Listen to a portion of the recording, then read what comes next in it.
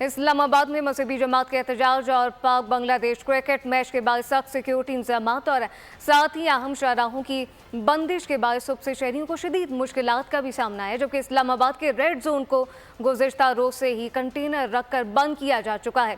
ताज़ा तरीन सूरत हाल क्या है जानने के लिए हमने रब्ता किया नुमाइंदा खुसूसी सलमान अवान से। सलमान, आगाह कीजिएगा।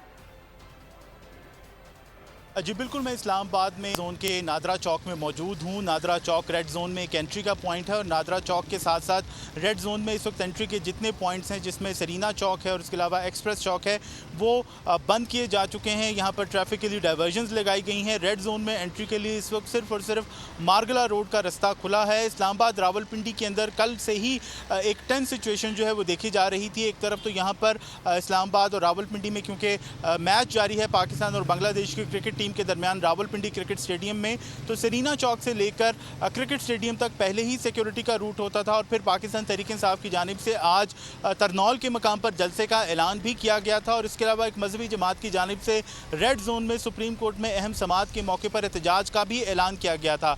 तो इन तमाम तर अवामिल के बायस इस्लामाबाद रावलपिंडी के अंदर गुज़िश्ता रात से ही सिक्योरिटी जो है वो सख्त की गई थी और रेड जोन के एंट्री एग्जिट पॉइंट्स के ऊपर जो सिक्योरिटी फोर्सेज हैं, खासतौर पर इस्लामाबाद पुलिस जो है वो इस वक्त हमें डिप्लॉयड दिखाई दे रही है। सलमान, बहुत शुक्रिया। सब्सक्राइब करें और बेल दबाएं ताकि कोई खबर रह न जाए।